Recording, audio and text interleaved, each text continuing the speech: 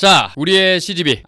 정말 이 애증의 영화관이라고 할 수 있겠습니다. 동두천에 동광극장 다들 아실 겁니다. 어벤져스 엔드게임 때 조명을 많이 받았었던 90년대만 하더라도 이 동두천의 동광극장처럼 영화를 한 편씩 상영하는 단광극장의 시절이었어요. 극장 좌석도 협소해가지고 잘 보이지도 않아. 고개 빼꼼빼꼼 해가지고 미어캣처럼 봐야 돼. 안표상도 있고 인프라가 그다지 좋지 않았던 그런 시대였지요. 이때 1998년 4월 4일 혜성같이 등장한 CGV 강변점이 오픈을 했습니다. 영화도 보고 뭐 쇼핑도 하고 놀거리도 있는 복합 놀이공간 멀티플렉스의 시대가 개막을 했던 것이었죠. 저 어릴 적만 하더라도 까르푸 까르푸 다들 아실라나? 까르푸? 프랑스의 유명한 슈퍼마켓 체인이에요. 뭐 우리나라 홈플러스나 뭐 이마트처럼 우리나라에서 죽 쓰고 나갔어. 망해가지고. 부산 사시는 분들은 아실 텐데 이제 서면에 지오플레이스라고 해서 거기 꼭대기층에 영화관이 있었어요. 밑에 이제 뭐 밥 먹는 데 있고 그거랑 이제 까르푸가 붙어 있으니까 엄마랑 장 보고 맥도날드 가서 피시버거 먹고 영화 보고 오면은 그게 이제 나들이었던 거야. 아무튼 그런 추억이 있는데 그렇게 새 시대를 열었던 CGV가 점점 독과점이니 뭐니 하면서 극장을 찾는 고객들을 홀대하는 모습을 보여왔었어요. 티켓 가격이 많이 올랐죠. 뭐 오른지는 좀 됐습니다만 저번에 얘기했던 것처럼 튀르키예 진출 실패로 인해서 본 적자 때문에 올리지 않았나 했었는데 이번에는 미국에서 700억 까먹고 오셨습니다. 네. 과연 어떻게 또 700억을 해 드셨는지 함께 알아보겠습니다. 코리아타운에 있는 LA점, CGV의 첫 미국 진출이었죠. 빨간선 안쪽이 LA 코리아타운이고요. 마크 찍힌 곳이 LA점이 있는 메덴코트 야드입니다. 웨스턴 애비뉴에 있다고 해요. 여기가 홈리스 분들도 많이 계시고 그렇게 안전한 곳은 아닌 걸로 알고 있거든요.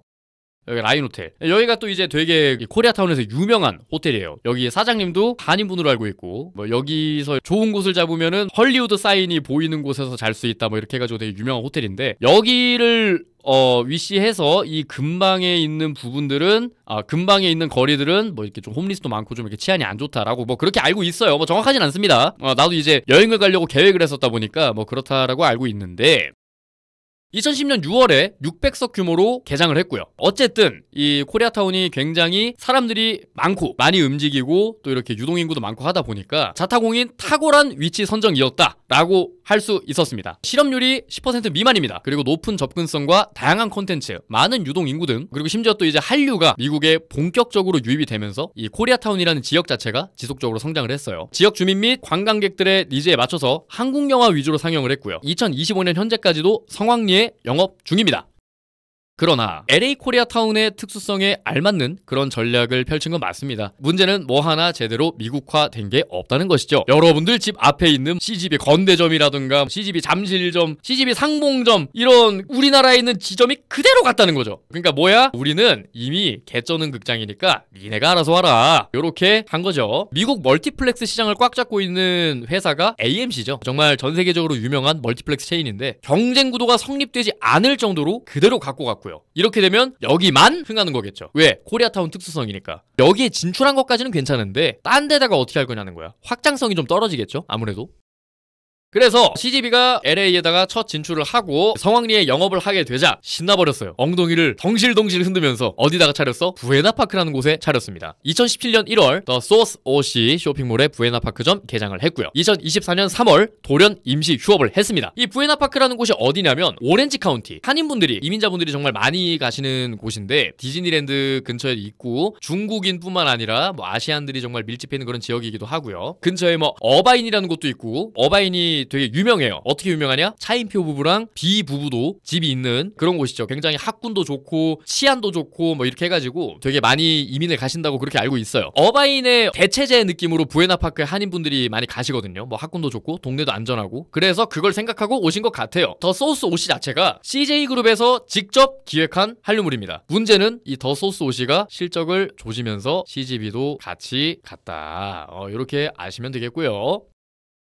자, 그래서 이 더 소스 오시가 왜 그렇게 실적이 부진했는가 라고 생각을 해봅시다. 여기 유명해요. 근처에 유명한 거 되게 많아요. 그럼 뭐예요? 시너지가 나야 되잖아요. 근데 시너지 효과가 좀 미약했다. 왜냐면은 근방에 있는 것들이 너츠베리팜도 있고 디즈니랜드도 있고 너무 재밌는 콘텐츠들이 많다 이거야. 저거 놀러 가는데 하루를 쓰는데 디즈니랜드 재밌었다. 마무리로 영화나 한 편 볼까? 이거 안 한다는 거지. 그리고 이제 건물 내 구조의 문제도 있고요. 되게 비효율적인 동선도 있었고 이 몰 자체가 과도한 콘크리트 사용 전형으로 삭막한 인테리어가 또 좀 이렇게 원인이었다고 합니다. 이게 좀 약간 호불호가 많이 갈리지 않나? 그 MZ들이 좋아하는 그 노출 인테리어? 과하게 얘기하자면은 막 공사장 한가운데 막 나무 판자 이렇게 있는데 거기서 커피 마시면서 너무 힙하다! 그 노출 인테리어, 그런 인테리어가 있었고요. 그 아까 말씀드렸던 그 라인 호텔 같은 경우도 제가 거기 묵으려고 좀 알아봤었는데 거기도 이제 좀 약간 콘크리트와 배관이 그대로 있어서 되게 신세대 입맛에 맞춘 어떤 그런 힙한 인테리어라고 하는데 저는 정말 죄송한 말씀이지만 거기서 자면은 힘들 것 같았어요. 그리고 이제 또 코로나19가 강타를 했었지요. 그리고 한인 중심 구성이다 보니까 아무래도 항아리 상권이죠. 아무래도 외부에서 유입이 되는 곳이 아니라 이 안에 있는 사람들을 갖고 상대를 해야 되는데 과연 여기를 유지할 수 있을 만큼의 어떤 매출이 나오냐라고 하면은 그건 또 아닌 거지. 그리고 또 이제 YG랜드를 조성하는데 실패를 했어요. YG랜드가 또 뭐냐? 2014년 3월 7일에 YG 엔터테인먼트가 언론을 통해서 YG랜드를 조성하겠다고 얘기를 했어요. 싸이, 빅뱅, 2NE1 뭐 많잖아요. 글로벌 스타들이 다양한 컨텐츠를 선보일 예정이다 이렇게 발표를 했는데 근데 2025년 현재까지도 아무런 보도나 공지가 없어요. 그래서 이 위의 사유들로 인한 빈번한 공실이 발생을 함으로 인해서 매출이 좀 많이 떨어졌다. 그러면서 CGV도 같이 갔다. 뭐 이렇게 보시면 되겠습니다. 또 이제 CGV가 잘못한 거랑은 좀 무관한 뭐라고 해야 될까 자연재해 같은 그런 문제들이 있었죠. 일단 첫 번째가 노숙자가 급증을 했어요. 코로나 사태 이후에 노숙자가 정말 급증을 했거든요. 샌프란시스코도 마찬가지로 코로나 이후에 길거리로 나오신 그런 분들이 정말 많았고 이 부에나파크의 노숙자 수가 불과 10년 사이에 2배로 늘었어요. 보약 중독자가 많아졌죠. 아시잖아요, 여러분들. 그 약초들을 달달달달 달여가지고 그거를 동결 건조를 해서 그거를 이렇게 믹서기에다 갈면은 보약이 되지요. 네. 그 보약 중독자분들이 정말 많이 늘었어요. 예. 아무튼 이제 이 부에나파크 같은 경우는 오렌지 카운티 서쪽 끝에 위치하다 보니까 LA와 오렌지 카운티의 경계에 있단 말이죠. 그래서 아무래도 이 LA 노숙자 수의 변동에 영향을 받은 그런 모습이 보이고요. 그리고 하얀 그 물약, 그 피를 300이나 채워주는 하나에 200메소짜리 하얀 물약, 약초의 고농축 물약이라고 메이플 스토리에서 알려주네요. 나는 이게 뭔지 모르겠어요. 이 2022년 3월에는 부에나파크 경찰이 역사상 최대 규모의 단속을 실시했습니다. 압수에 성공한 양은 약 470만 명의 피를 300이나 채워줄 수 있는 그런 수준이라고 했습니다. 굉장히 치명적인 그런 수치라고 할 수 있겠고요. 2023년 3월에는 또 이제 그 부에나파크에 거주하는 이거 뭐라고 자파상점 자파상점 점장님의 자택을 수색을 했더니 알약이 1600정이 나왔고요. 현금 3만 달러와 1년 번호가 없는 총기 5정이 발견이 됐습니다. 그래서 이 자파상점 점장님께서는 정제약을 1만 정에서 3만 정 정도 유통을 했을 것으로 추정이 됐습니다. 자, 요약하자면은 코시국의 영향으로 가속화된 사회 문제로 인해서 주변 상권이 방갈죽이 났다. 뭐 이렇게 보시면 되겠습니다. 그리고 나서 이제 CGV가 또 어디다가 차리냐면은 샌프란시스코점에다가 차립니다. 돈 리 빌딩이라고 하고요. 해당 위치는 AMC 멀티플렉스가 있던 곳이었습니다. 1998년 7월에 개관을 했고요. 2019년 2월에 폐관을 했습니다. 자, 2019년 4월에 CGV는 이 돈 리 빌딩에 대해서 20년 장기 임대 계약을 체결했습니다. 그리고 21년 9월 개장을 했고요. 야심차게 개장을 했지만 23년 3월에 최종적으로 폐점을 했습니다.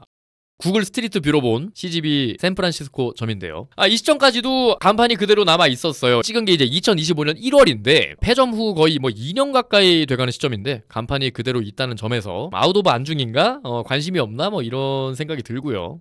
동일한 시기에 돈 리 빌딩의 주차장 출구입니다. CGV 아이맥스 저렇게 있지만 영업은 하지 않고 있다는 점.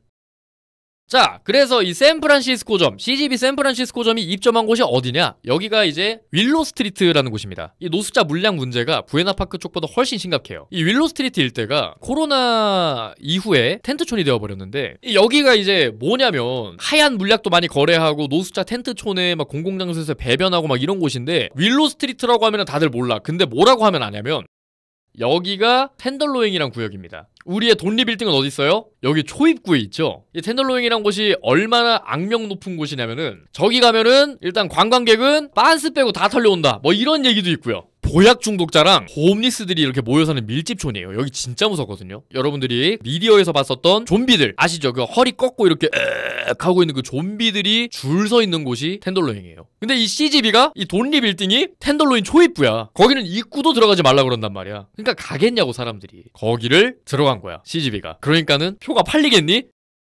자, 그래서 CGV가 이 실패를 겪고 무엇을 하게 되었나 살펴보도록 하겠습니다. 일단 CGV는 샌프란시스코점을 운영할 때 조용히 묻어가는 전략을 사용했습니다. 이 때문에 이곳을 방문한 관람객들 대부분은 이곳이 미국에서 비비고로 유명한 CJ가 운영한다는 사실을 몰랐다고 해요. 경영난으로 인해서 임대료 체납이 발생을 했고요. CGV는 당연히 이 아픈 손가락을 숨기고 싶어 했습니다. 왜냐하면 당시 CJ는 7억 달러 규모의 투자 유치를 앞두고 있었기 때문이죠. 그래서 CGV는 2,800만 달러를 써가면서 비밀리에 건물을 매입했고요. 그 직후 지역 투자자에게 사실상 공짜로 넘기는 방법으로 기밀을 유지했습니다. 결국에는 적자 사실이 나오지 않았겠죠. 하지만 여기서 끝났다면 졸렬하다는 표현도 안 썼습니다. 자, 그래서 이 CGV가 건물을 매입하고 매각하는 과정에서 중개중 회사가 있었는데 여기에 수수료를 지급을 안 한 거야. 이제 뭐라 했냐? 니네 때문에 2,800만 달러 꽁돈이 날아갔으니까 성공보수는 못 줘. 어떻게? 개빡쳤지. 그래서 이제 법원에다 중재 요청을 했고요. 이 숨기려고 했던 이 사실이 결국에는 이 성공보수를 주지 않음으로 인해서 수면 위로 드러나게 됐습니다. 그래서 중재 판정 결과 CGV는 1,070만 달러를 지급하라 라는 그런 결과가 나왔습니다. 그래서 CGV는 민사소송 준비 중이고요. 중재 판정 취소 신청이 인용되는 경우는 5%에서 10% 정도라고 하니 사실상 확정이 났다라고 볼 수 있겠습니다. 이 CGV가 고용했던 이 법률 전문 회사가 어디냐면은 파출스키 스탱젤 앤 존스라는 회사예요. 이 CGV가 고용했던 법률 회사인데 여기가 파산 전문 로펌이에요. 아니 어떻게든 이게 파산으로 이끌어주는 그런 로펌이란 말이야. 거기를 고용해놓고서는 손해봤으니까 배째라고 하는 거야. 나 이게 그 파산 신청하려고 여기를 고용했는데 너 때문에 파산이 됐으니까 책임져 이렇게 돼버린 거야. 그래서 1,070만 달러를 지불을 해야 되는 그런 상황이다. 오늘은 이렇게 CGV의 또 다른 삽질에 대해서 알아봤는데요. 제발 셀프 삽질하고 돈 올리고 그러지 좀 말았으면 좋겠어요. 우리가 이 서비스를 구매하고 웃어야 님들이 돈 버는 거 아닙니까? 근데 왜 님들 울상이라고 우리도 같이 울상으로 만들고 그래? 상권이라는 게 참 중요한데 우리나라를 대표하는 멀티플렉스 큰 기업이신데 그 석박사분들 정말 많으실 거 아닙니까? 왜 이렇게 그 구멍가게처럼 하셨나 싶고요. 본인들이 악명 높은 슬럼가에 들어가서 폐업을 한 건데 왜 고객들에게 책임이 전가가 되나 싶은 그런 생각도 있고요. 지금 그림 자체가 튀르키예에서 왼쪽 뺨을 맞고 미국 우범지대에서 오른쪽 뺨 맞고 한국 티켓 값으로 화풀이하는 뭐 그런 그림이라서 관객들의 잘못이 있었나라고 하면은 그런 것보다도 상권 조사를 충분히 하지 않고 우범지대에 들어가서 보약 장수들에게 티켓을 팔겠다라고 했었던 그 결정이 티켓 값의 조정의 원인이 되지 않았나 그런 생각이 듭니다. 오늘의 교훈은 상권 조사와 객단가 조사는 철저히 하도록 하자. 요즘 식당들도 그 정도는 하고 들어가거든요. 중요해요. 그렇게 해서 우리 CGV 형님들이 상권 조사와 객단가 조사를 철저히 했는데 그래도 망했다면 그냥 하지마.